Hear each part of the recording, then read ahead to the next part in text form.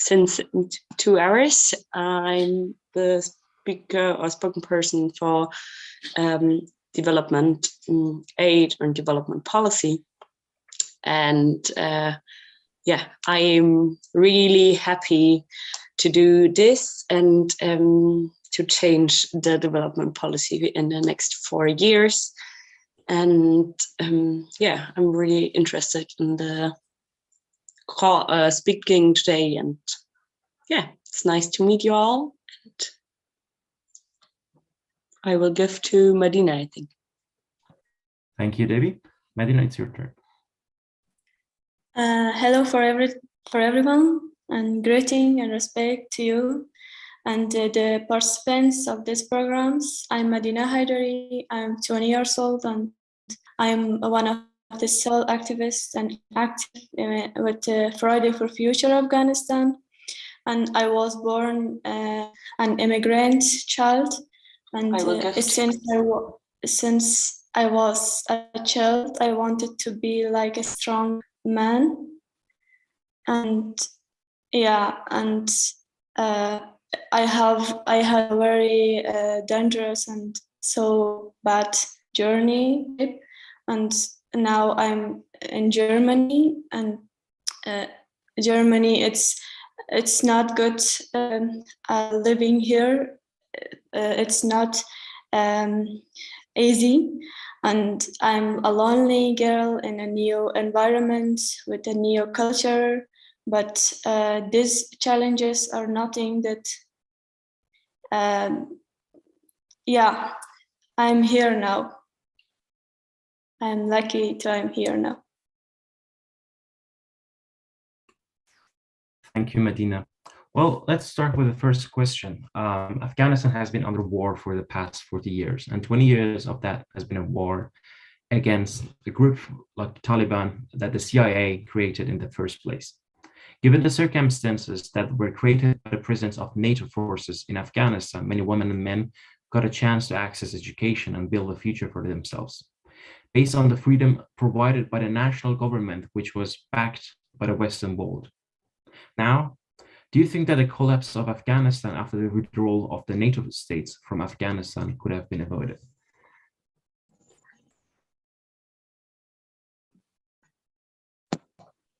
So maybe, or Medina, you can start. Okay. In my opinion, Afghanistan has been under war for the past 1 minute.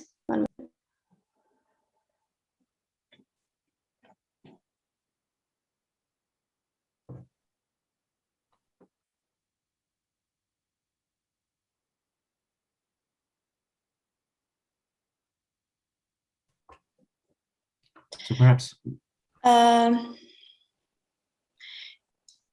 In my opinion, as yes, all the government that were allied with Afghanistan could have predict that if they leave Afghanistan with any precautionary measures and Afghanistan would get into crisis, they could have demanded more rights from the Taliban with more pressures of the Taliban. But vice versa was the case.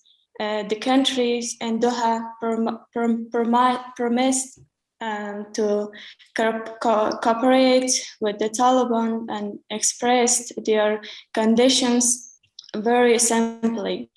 When the government was failing, NATO allies could have taken our Kabul security and for at least a duration of time to make sure of this security of Kabul. Yeah. Yeah, well, after the Taliban took over, many people, especially people who are mostly treated by the Taliban, felt the urgency to flee from the country, and other states evacuated numbers of people from Afghanistan while they were under medial pressure.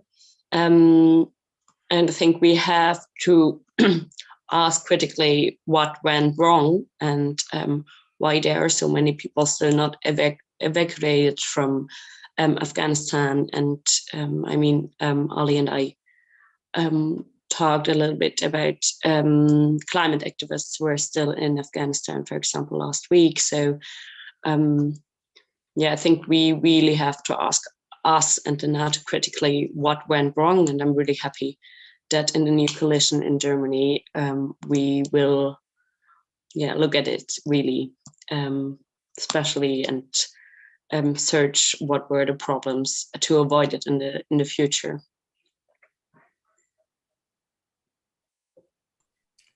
Thank you, Debbie. Well, let's go on with the next question. After the Taliban took over, many people, especially people who are mostly threatened by the Taliban, felt the urgency to flee from the country. NATO states evacuated a number of people from Afghanistan while they were under medial pressure. Do you think that these states would have evacuated these people if there was no pressure from the media and the civil society? What about you? Do you want to start, Debbie? I need 1 second, so maybe Medina can start. Okay. In answer of this question, I can say yes and no.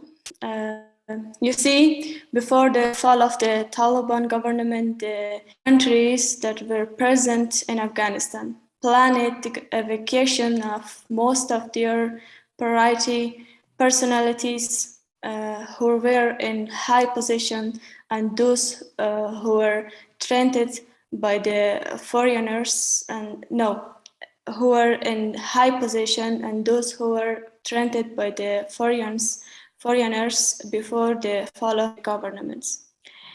If the countries of the world didn't hurry back then, the crisis would have been much worse, and those at danger like me, who had to leave Afghanistan, would have been still in Afghanistan.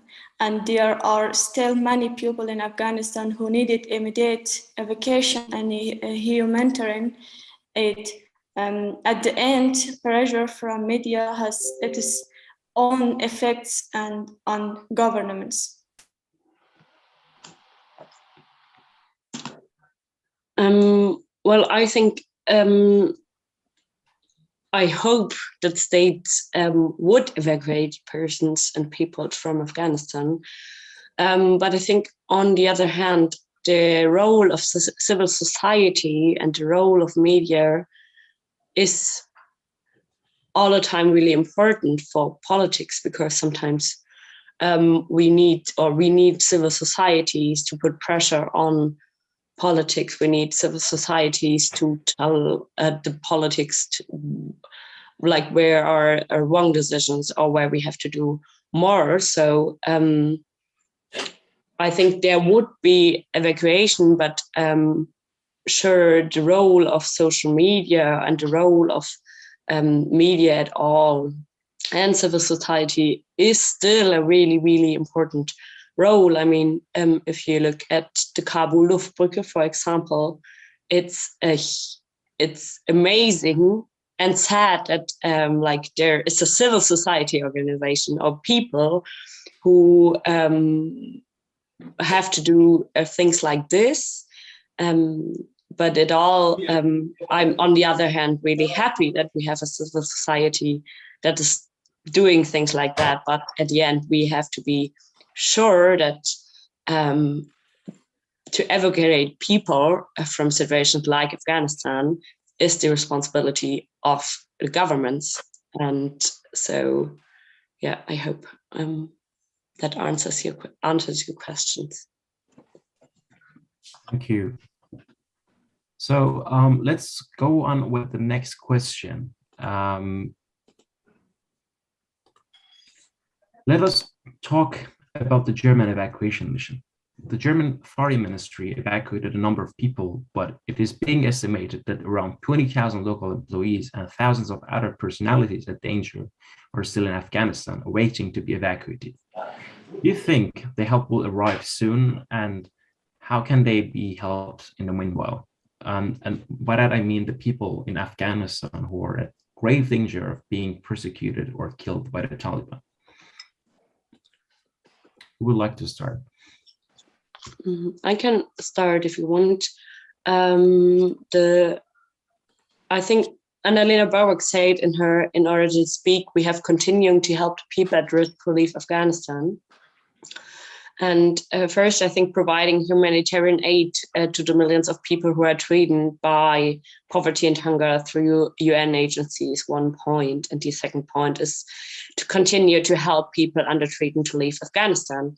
I think this is our responsibility. Humanitarian resettlement programs are to close cooperations between ministries of interior to speed up process to get those in danger out of the country, and announcements of some EU countries to evacuate some more.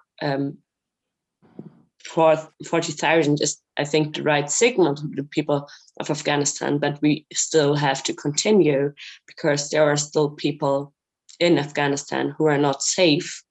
And yeah. Thank you. What do you think? Medina, you have been yourself a person who has been evacuated from Afghanistan because you have been at danger. What is your opinion on this? We hope it seems difficult, but it's very valuable. Their vacation process is very slow and dangerous, you know. They should be speeding up, and you mentioned that there are people who really need to be evacuated. You say humanitarian aid or humanitarian visa.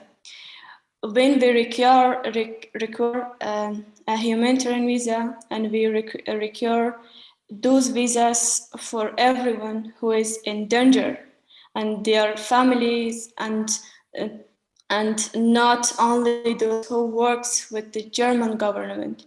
If someone's life is at danger, like me, you don't check if they are fulfilling and conditions like working for my government to help to save their lives.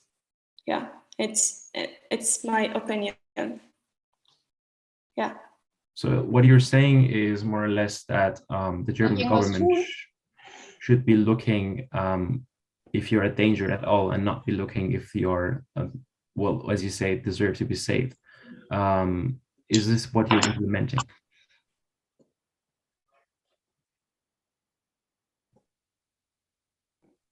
Me? Yes. Yeah. Is that what you meant?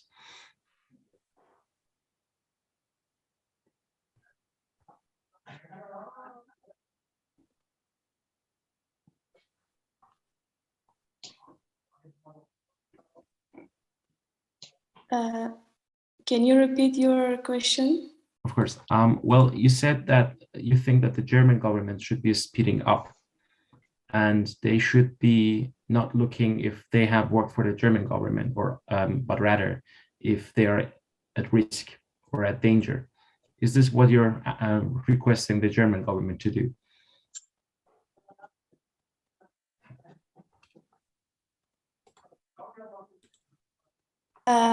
I think they should help us for those people to need help, and they're not working to German government.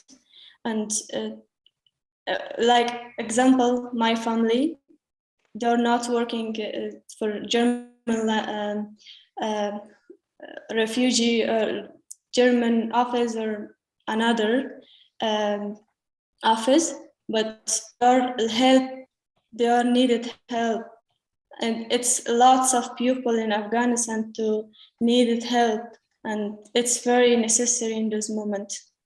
Yeah. Thank you. David, do you want to add something to this? I mean, human life is human life, and I think we don't have, like, on the one hand, sure, we have to secure the persons who work for German agencies, for the German governments and all that. And on the other hand, sure, we have to help also all the other people who are in danger at the moment.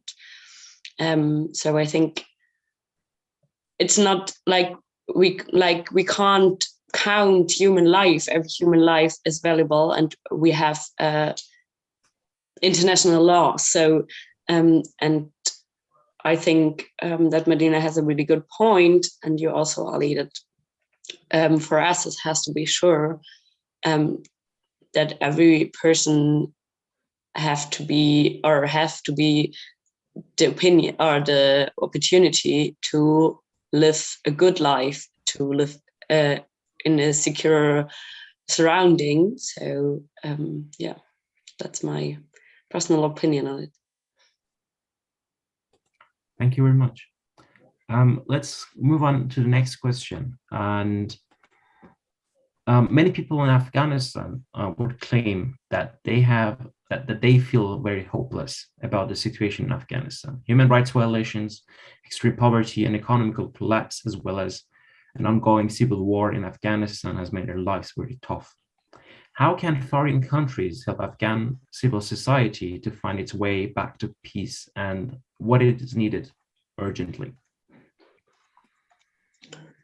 Well, I could maybe start, and I mentioned it before, that providing humanitarian aid to the millions of people who are threatened by poverty and hunger is one really important point, I think. And it also means continuing to help people at risk to leave Afghanistan. And I think we have to do everything to ensure that the people in Afghanistan are better off. This includes not letting up the pressure on the Taliban and pursuing them to make concessions. And in addition, we must find ways and means to further support and strengthen civil society where it is possible. And here, however, we depend above all on hearing voices like yours, Medina, who knows better what the Afghans need right now. And I think that's a really important point, that we have to hear the people, that we have to see the people, that we have to hear what they want, what they are telling us, and what their situation is at the moment. And I think that's like, at the end, that's a structural problem at all. I mean, it's a post-colonial structure we are living in, so it's nothing new that we don't hear people from the global south, that we don't hear what they tell us. And I mean, I want to fight for that on a structural level for the next 20, 30, whatever years, because I think we can't change it in 4 years, but I think we have to start it. And I think events like this are one really, really important step into decolonizing also development politics, but also in all politics. And maybe that's one point how politicians can also start to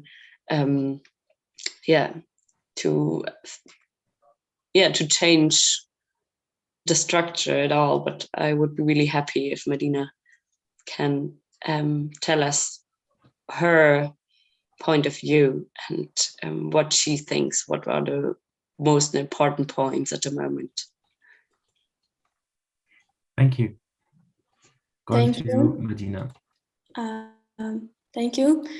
And in my response to this question, those countries that wanted to give humanitarian aid of Afghanistan should really understand to this devastating situation of Afghanistan and try to help to those country conditions without any restrictions. And people are facing poverty, the economic systems has been destroyed, and people are selling their daughters because of famine, although the international assisting communicating should have dealt with the Taliban and set their conditions before the fall of the provisional government.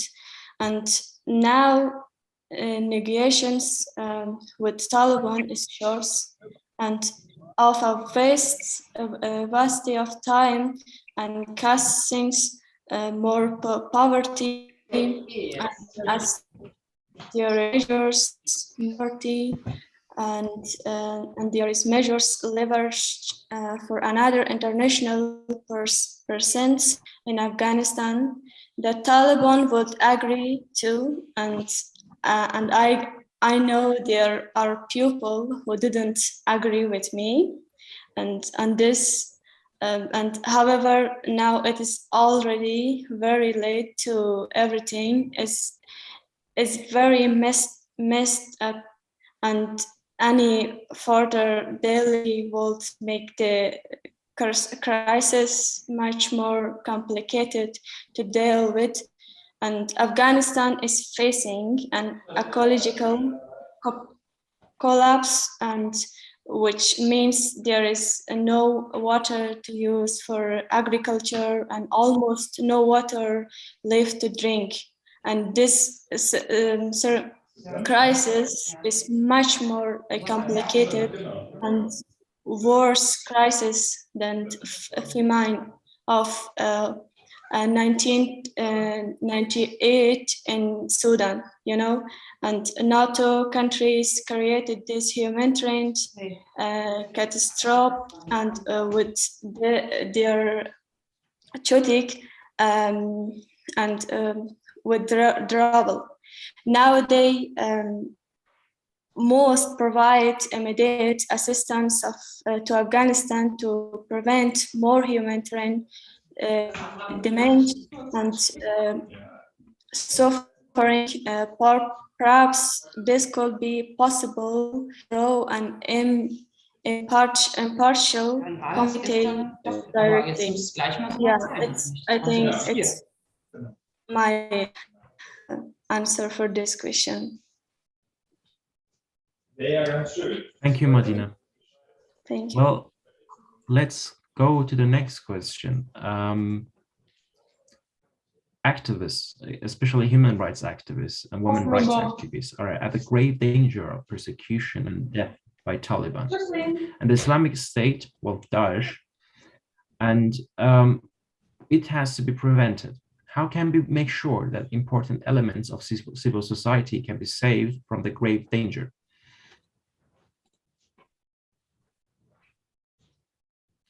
Well, do you like to answer this, Madina? In my response to this question, say that the Taliban changing its position with the vice governments, and ISIS replaced the Taliban with all the dangers and threats that the Taliban casts before for the Taliban people. Now ISIS is 10 times bigger than it used to be. Yeah.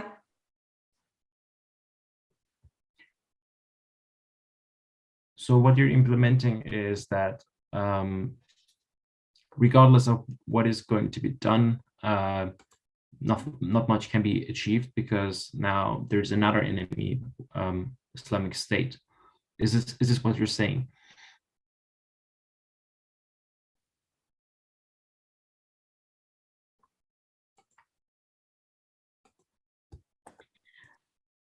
Well, I think work the Taliban to fight to the with the Daesh.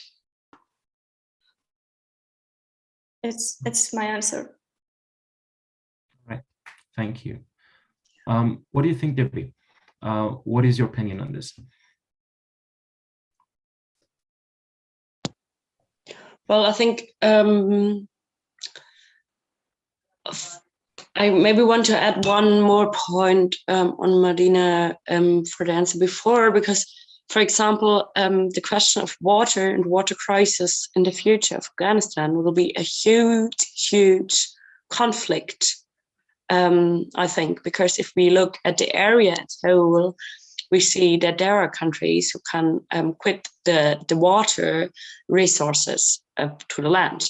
And I think I'm really happy about Annalena Baerbock, and I'm sure that she will see, or that she knows the problems about these resources. And we have, as Germany, but also as Europe and as all countries, recognize that we have to do a foreign policy that really looks at resource crisis, for example, for the next few years, and how we can deal with it, and to prevent it now, and to do something against it now. And I mean, we have the climate crisis. We know that water, for example, will be less accessible for many persons.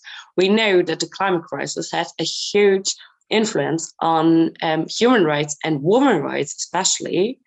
And I mean, we have to, at all, having a foreign policy that sees this conflict and that act against these conflicts, and also doing a national politics, for example, that is comparable with the 1.5 degree target. So I think I only wanted to add that because I think it's also a really important point that we not only look at Afghanistan at the moment and how we can get the people out there, how we can make the life of the people in Afghanistan better, but also to look in the future and to look what conflict will be in the next few years in this world, and especially in this area, or conflict moments, and how we can prevent them and how we can do something against them, and what influence it's had also on the national level. And I think the climate crisis is one really important point we have to look at. And I don't know if I got your question right, but if the question was like how we can empower the civil society actors in Afghanistan, then I think we have to look at the really strong women, for example, who are still in Afghanistan. I mean, we always, and in the first months after the Taliban took over, the first weeks, there was a lot of, and then maybe I switch again to the medial question, there was a lot of medial pressure, but there also was a really special storytelling. And we told some stories about Taliban took over, but in the media in Germany, for example, you didn't tell the stories about really strong women who were fighting against the Taliban, about strong civil societies who are organizing secure houses, who are organizing a lot of things for the civil society in the country. And I think we really, first we have to talk more about it, because the stories also are happening. And it's a really important point when we are talking about discourse and debates and media debates with these stories, you can change the mind of persons all over the world. So I think this is one really important point. And I don't know, Ali, if I get your question right, that also the question of can we work together with the Taliban? Was it this question? Well, I can repeat the question. The question was, activists, especially human rights and women's rights activists, are at a great danger of persecution and death by Taliban or the Islamic State. How can we make sure that the important element of the civil society can be saved from this grave danger? So the question is more or less regarding how we can make sure that we get them out of this danger, and also help the civil society to survive the danger that is imposed on them by the Taliban and the Daesh, because they want to oppress them, because they don't want resistance and any uprisings from the civil society. Well, actually, I'm not an expert on foreign policy and on the case of Afghanistan. Only Sarah Nani is ill, so I jumped in. I'm really not an expert, but I think the point I mentioned before, that we have to think about our storytelling, is a really, really important point. And then sure, we have to think about, okay, how we can get the people out there who want to go out, and also how we can help the people who are in there. And sure, we have to talk about humanitarian aid, about the crisis who are in Afghanistan at the moment, that the people have a okay life, and that they have enough food, that they are secure, that they can go to school, and all this. But for me, one really, really important point is that we have to think about what stories we are telling and what stories are told in the media at the moment, and how we can come to one point where we also talk about the little resistance in the countries, how we talk about the strong women who are fighting every day for their family. And I think that is one really important point, that not only the politics, that all we in this room or all people who are listening to this discussion can change. And I think Madina maybe is one really good ally, and or one really perfect person who can tell the stories. And I mean, we only have to listen and spread this message, and but we have to start to listen and to spread the message and to be a good ally with the civil society in Afghanistan, and to see that they are fighting every day. Thank you so much. So let's go forward with the last question, and then we are going to open up to the public so they can also ask their questions if they have any. Afghanistan is in an urgent need of foreign help to survive. European countries, including Germany, have announced their willingness to help humanitarian causes in Afghanistan. Do you think this would be possible without the Taliban benefiting financially from the situation?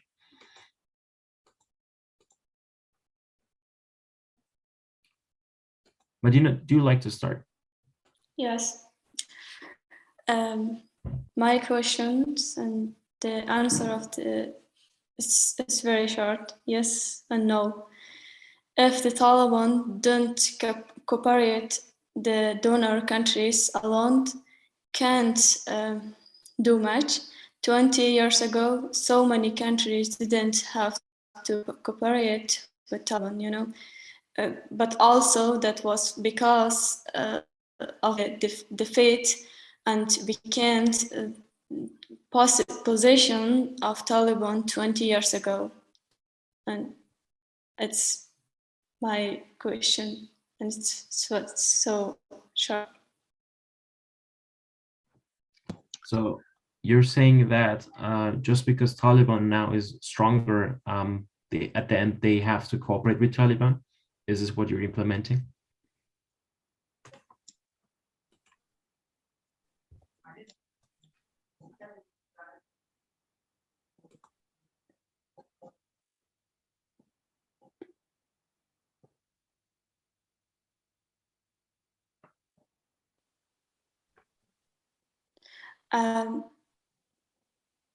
Can you repeat your question?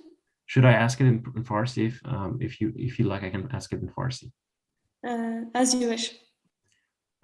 سوال من این هست که آیا به خاطر اینکه طالبان الان موقعیت قوی تری داره نسبت به 20 سال گذشته، آیا به خاطر همین طالبان شکست ناپذیر نیست و ما مجبور هستیم که با طالبان کار بکنیم؟ سوال من اینه. میتونی به فارسی جواب بدی، من ترجمه. I will be translating her answer. به نظر ما مجبور نیستیم که از به خاطر که ما از یک فاجعه انسانی جلوگیری کنیم، باید امروی طالبان فعلا کار کنیم. به نظر من این نظر من است، چون خیلی جان خیلی انسانایی که در افغانستان زندگی میکنن علی جان در خطر هستن، خصوصا خانواده های ما، خصوصا دوستای ما، خصوصا جوانای افغانستان، و همچنان اونا در کمک های بشری ضرورت دارن. باید همین کشورهای خارجی اونا رو کمک کنن. خصوصا فعلا شما خبر دارین که پرایز تمام مواد اولیه چقدر بالا رفته در افغانستان و این بسیار مشکل است برای کسایی که یک ذره وضعیت افغانستان یک ذره وضعیت اقتصادیشان خوبتر بود، اونا تونستن که خود از افغانستان بکشن به یک نحو، اما ماندن همون نفر و همون وضعیت اقتصادیشان خیلی خراب است و اونا نمیتونن که زندگی خود تا ادامه بدن. اگر ایتو سیچویشن و ایتو یک حالت در افغانستان ادامه پیدا کنه، اونا باید بدون ایمی کشورهای خارجی باید بدون کدام قید و شرط باید به افغانستان و مردم افغانستان کمک کنه. Madina says, well, we are in a humanitarian crisis, and I don't think that it's possible to work with the Taliban without, it's not possible to not work with Taliban if we want to solve this crisis. The problem we have right now is that the economical collapse is coming. Many people don't have enough money to buy their daily groceries.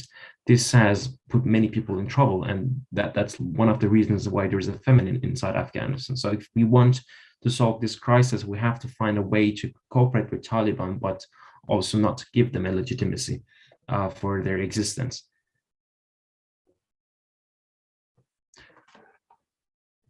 David, you want to continue? Yeah, I think Medina said the important points of this question.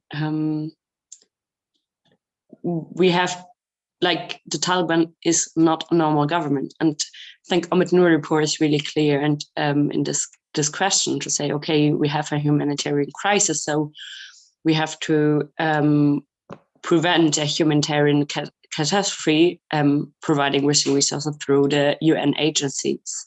And on the other end, we have to be really clear that the Taliban is not a normal government, and we have to find a way to get over the humanitarian crisis, and also to be really clear and hard with the Taliban regime. And yeah, so I think Medina, in German you say, hat es auf den Punkt getroffen.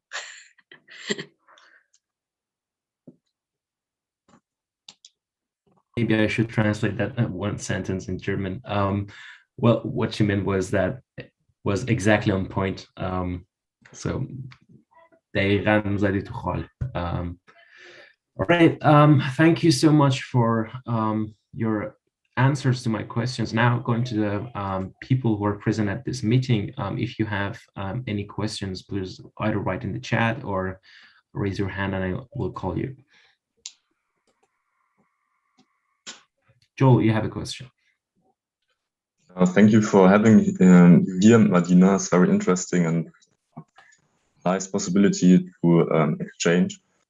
My question is which role the German army should take in Afghanistan after 20 years of mission in Afghanistan. People died there, and it's a real situation at the moment there. But I think interesting to hear your opinion about the role model or the role the armies, the four Asian armies of countries like USA, Germany and the European army, which not really exists at the moment, should take in the future of Afghanistan, if they should intervene and maybe fight against the Taliban regime there. Yeah, that's my question to you. To who address this question? That's a question to Madina. Madina. علی جان، ما سوال را نفهمیدم، میشه شما یک بار بگوین در فارسی؟ I will translate the question to Farsi. سوال این بود که کشورهای خارجی حدود 20 سال نیروی نظامی کشورهای خارجی تو 20 سال داخل افغانستان حضور داشتن و باعث این شد که افغانستان یک استحکام ملی داشته باشه در مقابل طالبان. بعد از خروج نیروهای خارجی افغانستان سقوط کرد و سوال اینجاست که آیا حضور نیروهای خارجی در افغانستان به نظر تو نیاز هست اینکه این نیروهای خارجی دوباره به افغانستان برگردن و با طالبان بجنگن؟ این با این شرایط هست که جنگ بدون کشته نیست و خب جان خیلی دیگر هم از دست خواهد رفت. نظر تو در مورد این قضیه چی؟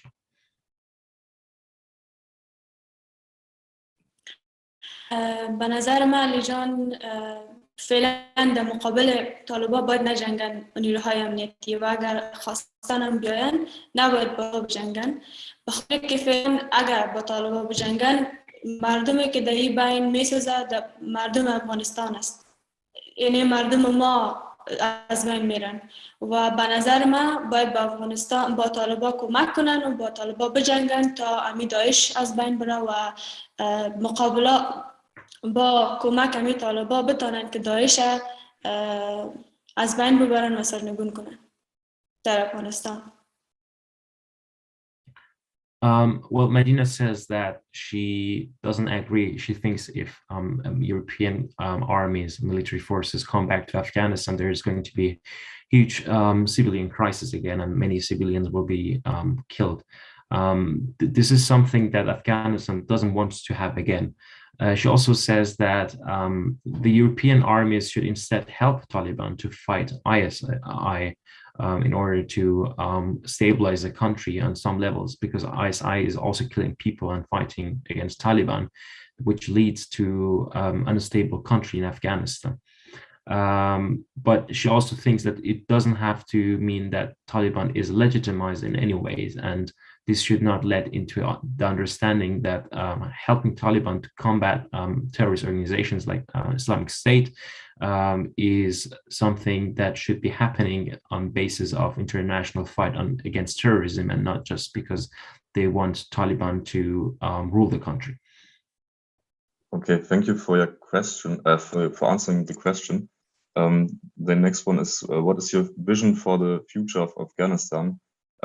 I mean, it's, I think, yeah, it's not really the best option to accept the government of Taliban there in the country. So what is your aim for the future? Should there be a democratic government, a better, which is a government which is not as corruptive like the past government? سوال این هست که نظر تو و چشمانداز تو در مورد آینده افغانستان چی هست؟ به نظر تو آیا نیاز هست که یک جمهوری دموکراتیک دوباره تأسیس بشه و نظر تو این هست که آیا افغانستان با طالبان زنده میمونه یا از بین میره؟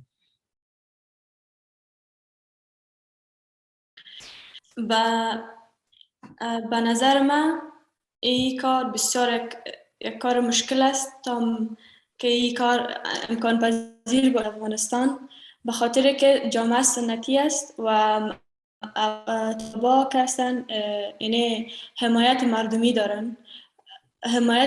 دارن اما کشورها قبول نداره طالبا را، اما میتونن بالای ذهنیت کار کنن و در آینده شاید امکان پذیر باشه، اما به نظر من دور میرسه. بسیار خوشبین هستم، اما شاید یک مدت طولانی رو در بر بگیره، چون این کار بسیار یک کار مشکلی است. Well, Medina says that the Taliban government is not like a democratic state, but she also thinks that since like Taliban has also some basis on the society, it might be possible in future with a lot of hard work and fight for democracy that another democracy under the Taliban rules comes back to Afghanistan. But she thinks it's rather impossible and unrealistic than realistic that something like this happens with Taliban. Just gonna go forward with Kimia. Kimia, you have a question. Hello everyone. I don't have any question. I just want to add something to Medina's to what Medina said. Sure. Can I? Yes, of course. Yeah, Taliban has its support between Afghanistan's people, of course, but I would like to compare Taliban a bit to Islamic Republic in Iran. Taliban nowadays maybe have, I don't know, maybe 70% support of its people. Like Iran's regime had at first had 98.2% of support between the people, but nowadays you can see that it's much less than the first of the revolution. And I think maybe this is comparable to what is happening in Afghanistan. I think we should go to with diplomatic solutions and let people understand the situation completely, and know the government, the new government, Taliban. And after that, it will be solved by its people. This is my opinion. So what you're implementing is that the people will at the end solve and close the account with Taliban. Yes, it should be like that. Okay, thank you. Now looking for more questions. Are there any more questions here?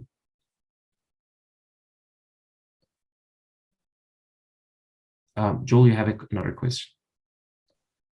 Wouldn't you say so, Madina, that the that the Taliban at the moment is the same Taliban 20 years ago when they had the force or the might in the country?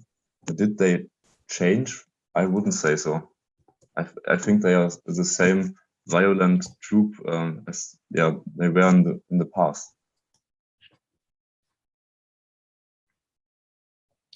So مدینه، سوال اینه که آیا به نظر تو طالبان همون طالبان یک 20 سال پیش بود یا اینکه تغییر کرد؟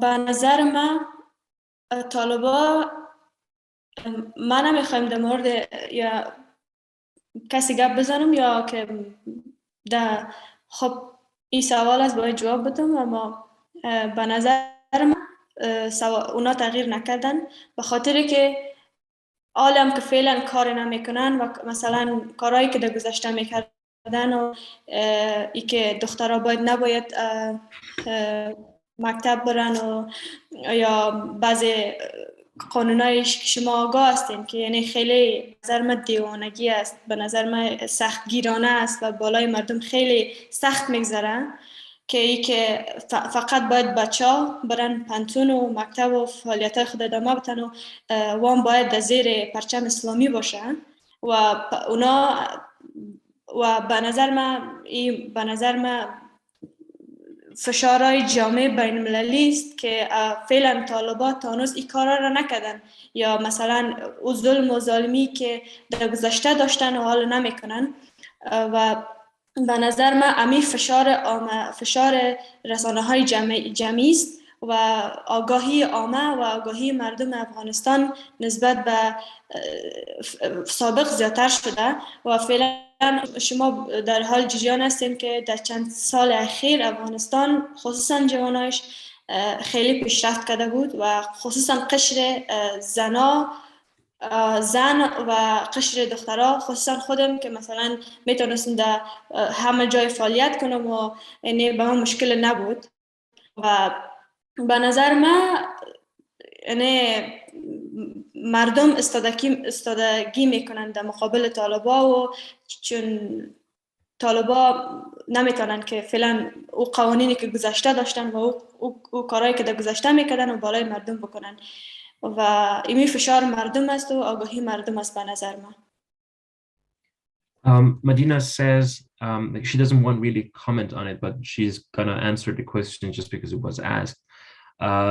She thinks that Taliban is still the same Taliban, but they are not acting as they used to because there's a lot of international pressure on Taliban.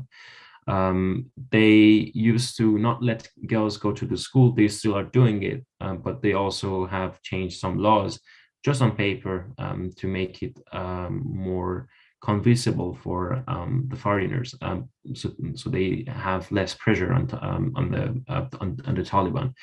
But still, Taliban is the same Taliban, and she also thinks that they don't have actually a really great base in the mass population, which will at the end lead to mass rejection of Taliban's policies. I mean, I skipped some parts because I forgot, but I think that was the point that she made. Yeah, thank you for answering the question. It's very interesting to know which approval in the society the Taliban has. And yeah, I think it should be a kind of transitional government to something better, to a more democratic system. But it's very interesting to ask the question how representative the Taliban is for the rest of Afghanistan. The percentage of the people, how they think and about how a state should work. Yeah. Thank you very much for the questions. Now I'm asking for the last round of the questions. Does anyone have any more questions here? Oh, you have a question, well, Medina, what is your question? And we go to Farhad. علی جان، من خودم یک سوال داشتم از خانم لبی. میتونم بپرسم؟ بپرس. سوال من این است که وقتی همین کشورهای خارجی اینقدر داد میزنن که یعنی ما با افغانستان کمک میکنیم و با افغانستان هستیم در هر شرایطی، چرا سفارتخانه های خود اونا باز نمیکنن در افغانستان؟ چون خود مردم بدارن مستقیم از طریق سفارت ها میخواین برن کشورهای سوم، از کشور خود ما افغانستان هم کار انجام بدن و میرن کشور سوم و خیلی پول خودنا مصرف میکنن و خیلی مشکلات را سپری میکنن، اما نمیشه. یعنی بعضیا حتی توان امورم ندارن که کشور سوم برن و می کار کنن انجام بدن. به نظر شما، به نظر من، یعنی سوال من یعنی این است که چرا؟ خیلی ممنون. به نظر من یک سوال دیگه هم امیم خود من بپرسم که یادم. David, this question is directed to you. Well, Medina would like to know why, well, foreign countries are saying that they are staying with the people of Afghanistan, they're supporting them and willing to help them to get out of this crisis. But why do they have no embassies anymore inside Afghanistan, and people have to go through so much trouble in order to get a visa, in order to go to a third country and stay there? Because many people don't have enough money to even like buy their daily needs, and they spend a lot of money going, for example, to Pakistan and ending up with no results. Why is this so? And there is another question from Medina and then Farhad. Well, because I'm not an expert in it, I can't answer you the question why it is like this, but I can take it with me, and then maybe I can get your number from Ali, and then I can write it to you, or Sarah can write it to you. But we had a call last week, I think, Ali, right?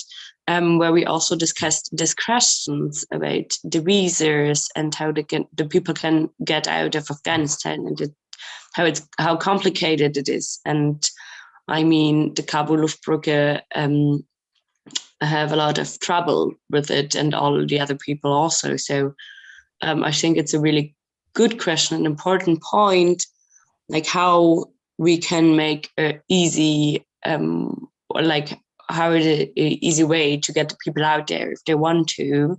And I mean, it's actually sadly not a new story. So we have it with a lot of other refugees who don't get a in Spanish is CETA, who don't get a time slot for a visa, for example, in the embassies, or to have a new passport, for example, to get out of the country. So I think at the end, the whole states have to think about how we can deal with that and how we can make it easier for people to get visas, to get out of the country, and to be more flexible with it. But I'm actually not an expert in it, how we can do it in special. But I will take your question and then give you an answer of it. But I think, I mean, we, like in the coalition agreement, we have an enquête commission to evaluate the whole mission in Afghanistan. I think it's a really, really important point. And we, I think we have good points in it.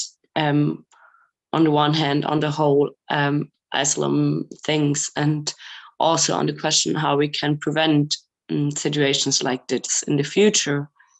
And that's for me one really, really important point, apart from that what Medina told us and what I mentioned, how we can organize the situation at the moment and how we can make it easier for people to have a secure life, but how we can get to the moment that we're not doing a mission like this again and again. I mean, that also was Joel's question at one point, that we as Germany, but also we have not as a member state of the NATO, really have to evaluate it and then think about how we can do it better in the next mission. And I mean, maybe one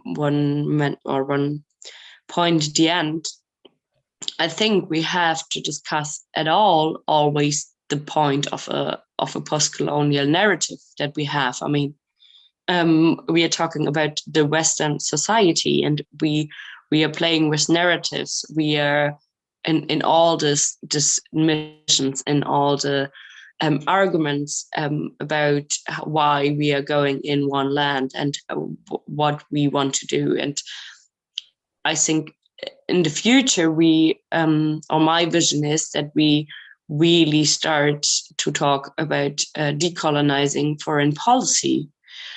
And I mean, also in the coalition agreement, we now have one part for colonial continuities and to talk about it. And on the other hand, we have the part of feminist foreign policy. And I think if we really take feminist foreign policy at granted and we really want to do it, then we have to think about the decolonized view, and we have to talk about intersectional feminist view on foreign policy, but also on policy at all.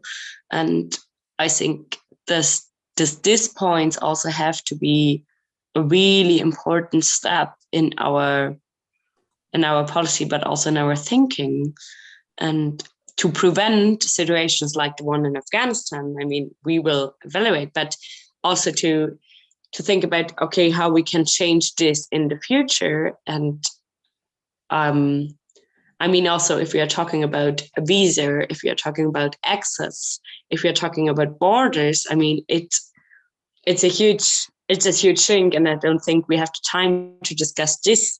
But I mean, we have to discuss this, and we have to discuss this in the point of feminist foreign policy, and the question of, okay, in which world we want to live and how we can decolonize we can decolonize foreign policy at all. So visas one point of it, but there are a lot of points we have to work on, and I'm happy that I can work now on it. But that's maybe my last point.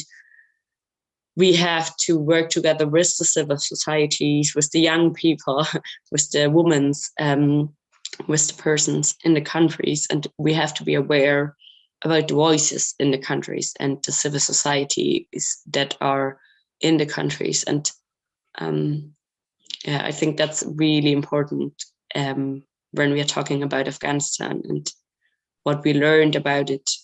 Yeah. Now we go back to Medina, and then Farhad, and then Joel. But then hopefully we get short questions and short answers. I actually have to leave in like 10-15 minutes, so only that you. Okay, then let's just finish it up in 10 minutes. sounds really good. Go back to Medina. سوال داری جون؟ سوال دوم داشتی دیگه. جوابش بعداً بدیم. سوال نداشتم، فقط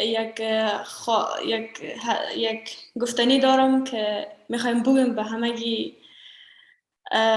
بارزوی ازی هستم که تمام کشورهایی که یعنی میگن که ما افغانستان کمک میکنیم و امی حالت را که اونا در افغانستان آوردن، و بارزوی ازی هستیم که افغانستان در این شرایط و در این حالت افغانستان خصوصا جوانایش، خصوصا دخترایی که در عرصه های مختلف کار کردن و فعالیت کردن و فعلا نمیتونن هیچ کار کنن، نمیتونن که مکتب برن، نمیتونن که درس و تحصیل خود ادامه بدن. بارزوی ازی هستیم که همین کشورهایی که میتونن کمک کنن به افغانستان تا بتونن از یک طریق به یک نحوه با طالبا گفتگو کنن و بتونن که همین امکان داشته باشه که در آینده دخترها و تمام، نه تنها دخترها، تمام جوانای افغانستان بتونن تحصیل کنن و افغانستان بازم همین فعالیتایی که در گذشته میکردن و بازم ادامه بدن در آینده. Well, this was not a question, well, more than that, something that Medina wanted to add. She asks, well, she's not asking, she wants everyone to know that she wishes that the countries that made this crisis in the first place possible by the withdrawal to take responsibility for what has happening inside Afghanistan. And she wishes that they also take responsibility of so many destroyed futures of women and children inside Afghanistan who are now suffering from the disadvantages that are forced upon them by the Taliban's government. And I think there was one more point that I forgot. I think I'm a really bad translator, but that was the most important part of what Medina said, and I hope that Medina agrees and I didn't miss anything.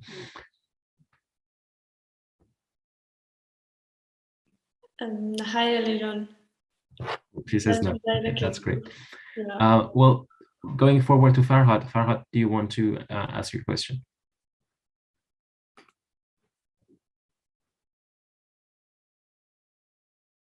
Farhad, are you still here or? Yes. Hello, everyone. As we all know that the immediate reaction cannot give result anymore, and it doesn't have any sense anymore. So my question is from both of them, from Deborah and dear Medina, that don't you think that forcing and pressuring Taliban's to foreign countries give result for observing women's rights, girls' rights, and human rights? Don't you think that? I want to hear both opinions from both of them. Could you repeat your question? I didn't like really clearly understood your question. Yes, my question was that don't you think that pressuring and forcing Taliban to foreign countries can give result that they observe a woman's right, a human's right, or a girl's right?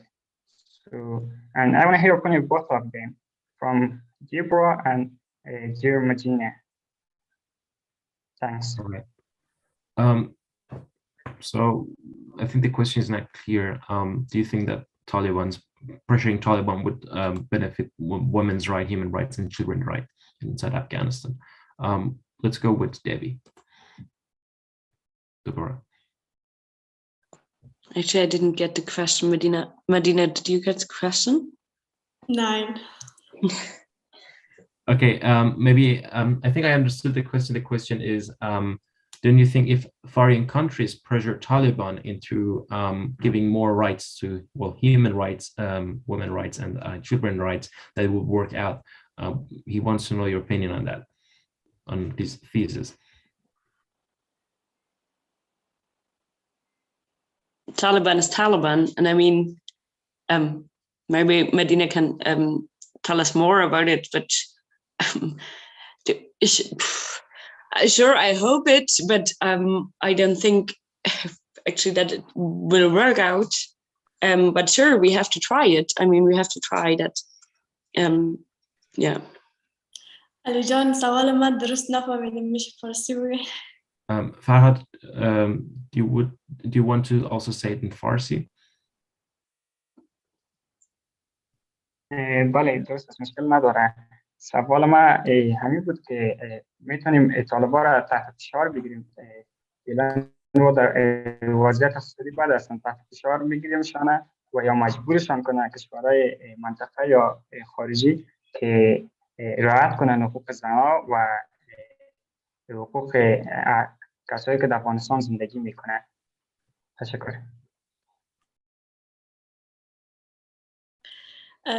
به نظر من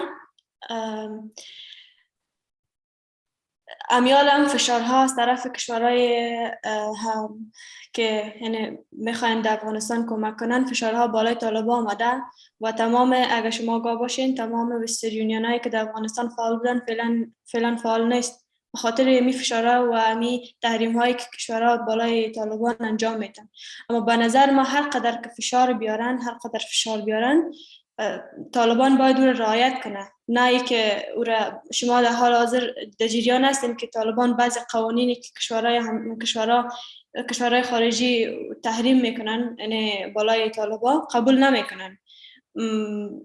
ما در حال جریان در آگاه هستیم، میبینیم که امی گپا هست و امی چیا در حال جریان است در افغانستان و اگر در این وضعیت اقتصادی بد در افغانستان ادامه پیدا کنه یعنی خیلی وضعیت آینده خیلی خراب خواهد بود، خیلی به نظر من.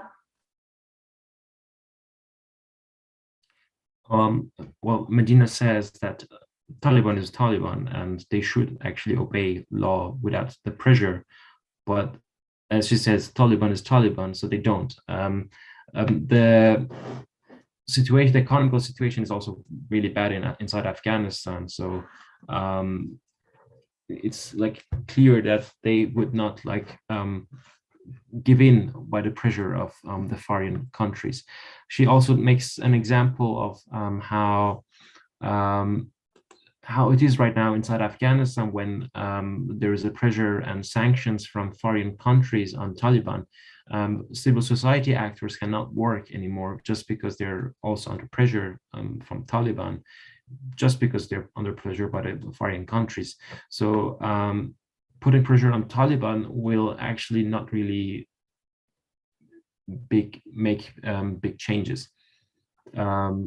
Now going forward to Joel's question, and then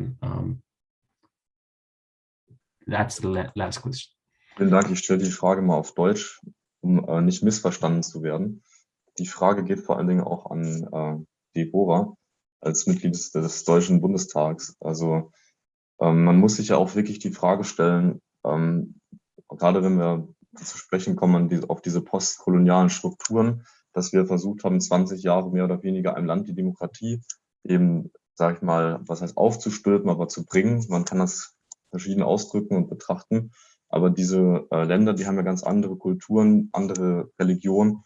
Und wir haben ja als Kolonialmächte damals einfach Ländergrenzen gezeichnet, vor allen Dingen die Briten und die Franzosen. Und daraus sind ja so viele Streitigkeiten entstanden, auch wenn man von Afghanistan über Afghanistan mal hinwegschaut und wie viele Länder dann eben auch die Scharia als Rechtsgrundlage haben. Also man muss da vielleicht auch das, was heißt akzeptieren oder tolerant für sowas sein, aber das ist halt auch eben ganz schwer und ich möchte das natürlich auch als überzeugter Demokrat nicht, dass Menschen unterdrückt werden und Menschenrechte missachtet werden, aber ja, die Gefahr besteht einfach, das Ganze immer aus europäischer, demokratischer Sicht zu sehen und so soll ich sagen mal zu denken, dass die Menschen so leben wollen, wie wir hier leben und dass das optimale, beste System ist. Das denke ich natürlich auch, aber es ist die Frage, wie die Personen das selber auf dem Land sehen, weil offensichtlich, also das ist eine sehr, sehr komplexe Frage, aber ich könnte mir vorstellen, dass die Gesellschaft ja auch für die Taliban ein Stück weit auch gekämpft hat. Das hat natürlich auch gewisse Gründe gehabt, dass sozusagen die Demokratie dort auch vielleicht nicht gewollt ist und dort vielleicht abgeschüttelt wurde und dass die afghanische Gesellschaft sich vielleicht gar nicht demokratisch organisieren will. Das ist eine total kritische Frage und die stelle ich einfach mal offen in den Raum. Eine Autokratie ist natürlich nicht das, was ich mir für ein Land wünsche, aber vielleicht könnte man das als Forschungsfrage mitnehmen und auch Umfragen dazu erstellen, wie sich eigentlich Afghanistan einen Staat vorstellt und die Art und Weise zu leben. Deswegen hatte ich auch eben die Eingangsfrage gestellt, was die Vision der Mehrheit der Afghanen für das Land ist. Could you also like translate the question pretty short so everyone else who doesn't speak German understands it as well? Okay, but actually, is the translation down there in English all the time? I think it just translates it in gibberish, but okay. The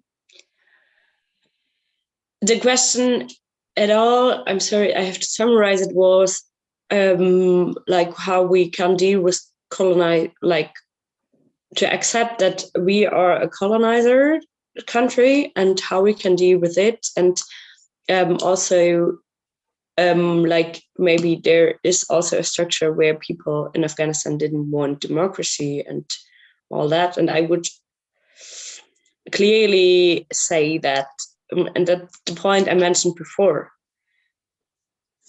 the media, the international media and politicians made a special discourse of Afghanistan in the last few years, few months. And there are a lot of people who are fighting for democracy, for human rights, for women rights, for children rights, for all the points in Afghanistan. I think Madina can maybe add it in the end. So the important point is that there are a lot of people, I think, who really who are fighting for their rights, but we don't listen to them, we don't see them, and discourse don't look at them. I mean, we can talk in another session about the responsibility of Germany on that. And sure, on the one hand, decolonizing structures means to reflect our history and our role, not only in the past 20 years, in the past 500 years, also means to reflect what capitalist structures at the moment still reproducing on post-colonial structures, and what is the responsibility of these post-colonial structures for the instability of countries, for example. But I think we have to be you have to be really careful in stereotyping persons in or putting everybody in one bowl and say, okay, the people maybe don't want to. Because I think one really important point of decolonizing history, decolonizing foreign policy, is to look, okay, what people want there, but actually to listen to everybody in the civil society. And that's, I think, a really important point, because if you're talking to special persons or only special structures, then you maybe get only one sound, what they want. But for example, in Afghanistan, we see that there are a lot of people, and also in other countries, there are a lot of civil societies who are fighting for their rights. And I think our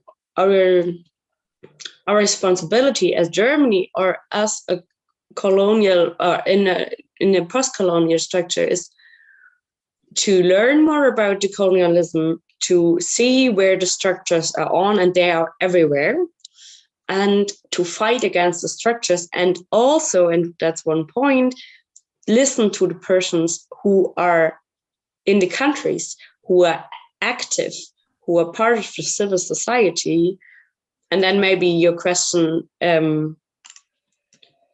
will answer itself, because I mean, Madini maybe can add more on it, but I like to everybody who I talked, and it's really not like not the whole Afghanistan civil society, but the persons I heard are persons who really want to be representative, who really want democracy, who really want to fight or to live a life with human rights.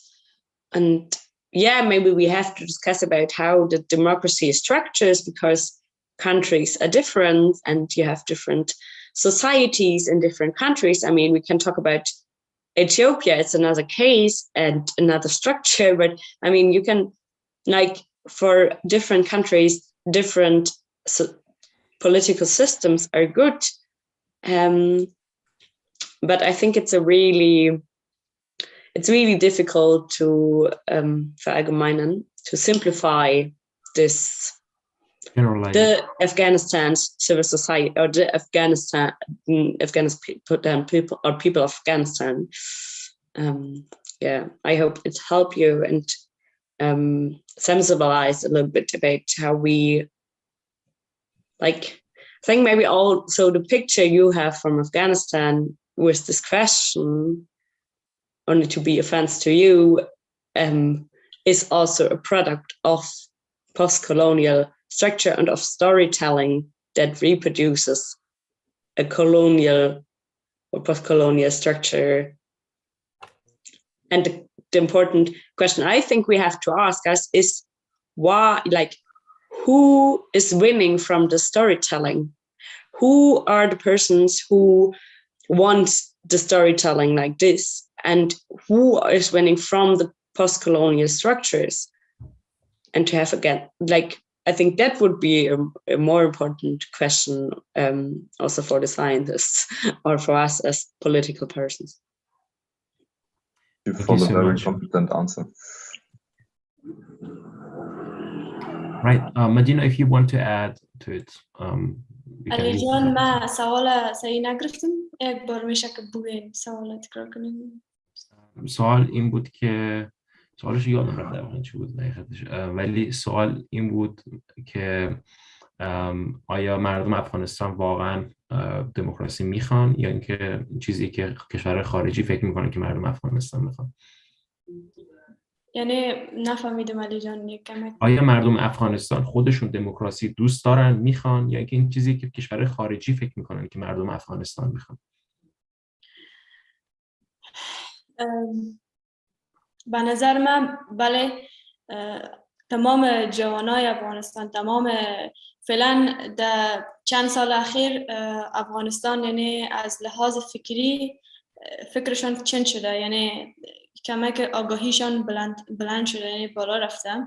و چرا نه مردم افغانستان میخواین اما نمیتونن، چون زیر فشار هستن و اگر بخواین هم در آینده جانشان یا در خطر میباشن و از او خاطر مجبور ازی میشه. مردم افغانستان میخواد که دموکراسی خود به دست بیارن، اما وقتی که در یک کشور فقر بیچارگی باشه، وقتی کار نباشه، چون میفهمین وقتی که یگانه عنصر مهمی در یک جامعه علم و تحصیل است، وقتی که علم و تحصیل نباشه، وقتی که طالبان نخواهند که علم و تحصیل باشه برای جوانان، خصوصا برای دخترها، مردم مجبور میشن که یا سفر کنن به کشورهای دیگه و یا نمیتونن که ادامه بدن. به نظر من بله، چرا نه مردم افغانستان میخواهند که well, Medina says that, of course, people of Afghanistan want democracy. It's not just a telling or is a story or a myth. People really want democracy. Especially the youth want democracy. There has been a major change in the way that people think, and people are nowadays much more informed than they were in the past 20 years. So people really want democracy. Especially the younger generation wants democracy because they still have space for progress and for development and want to have a better life. Also, she says that the key element to accessing democracy is education, and as education is denied by Taliban from the people of Afghanistan. They don't want people of Afghanistan to be educated in order to think about democracy. But also, that there is a problem with tyranny imposed on Afghan people by Taliban, because if people demand democracy, the thing that they get is death. And well, obviously no one wants to get killed, so not many people can go on the streets and demand it. Also, the hunger and poverty are not letting people to demand democracy, because they have more urgent matters to take care of, as for example, their daily life, to survive on a daily basis, from nutritions that they might get or not get. So yes, of course, people of Afghanistan want democracy. All right, okay, it seems that we are done. I'm really thankful for everyone who joined.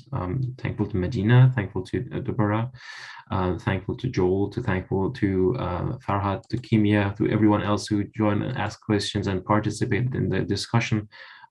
It was a great discussion, and if Medina or Deborah, you want to have one more ending point, please, now it's your turn, and then we can end this session. فقط در قسمت آخر میخوایم از تمام کسایی که اشتراک کردن، خصوصا از خانم دپری بسیار تشکر. فقط در قسمت آخر میخوایم بگویم که آرزوی ازی که هیچ کشور در جهان نباشه که بین کشورهای دیگه بسازن، یا بین سیاست کشورهای دیگه بسازن، و تمام جوانای خصوصا تمام جوانای افغانستان و تمام جوانای جهان بتونن به آرزوهای خود برسن و بتونن تحصیل کنن و پیشرفت کنن. تشکر. Well, Medina thanks Deborah for the discussion and the opportunity to talk with her, and she wishes that at some point in the future there is no more country that is burning because of the other countries' policies, and that she wishes that the youth of Afghanistan, or in general the youth of the world, can have progress and achieve their goals and live the life that they want. Yeah, thank you, Ali and the Young Greens, for the invitation, and thank you, Medina, for your story and your strangeness and all you're fighting for. Women like you are really, really important for this world, and if you need anything, then write me. I think Ali can give you my number, and yeah, I know that you are the person who are fighting all day and all night, and if there's anything we can do, then let us know. And I think that, and maybe that's my last sentence, or my last sentences, we are all young people who are fighting for a better world, and sometimes I have the feeling that everything is getting worse and we can't change anything, and there's a lot of crisis all around the world, and you open up the newspapers and are like, what the hell is going on in this world? But I think people like Medina or Ali or all, like, I think everybody of you in this room is a political person and is doing something against this crisis. And I think we, as a young generation, we have the power to change this world. We saw it with Fridays for Future. We saw it with the Kabul Luftbrücke, that if people are working together, if people are solidarity with each other, then we can really, really, really change something. And I know that in these rooms are a lot of people who doing everything, really everything, to change the life for persons, for a better life. And I want to thank you all for your fights all day long. And I know it's not easy, but I want to say you that you're not alone, we are not alone, and we are a lot of persons, not only in Germany, all over the world. And it's so important that we are fighting all day long, and we are solidarity with, like, we are soldier with each other. And so a big thank you to all of you. And if you need anything, write me. and never forget, we want to change the world, and we will change the world to a better world. Thank you a lot for joining us, and thanks everyone else. And I wish you, from my part, a happy weekend and a happy rest of evening. Bye bye. Thank you. Bye bye.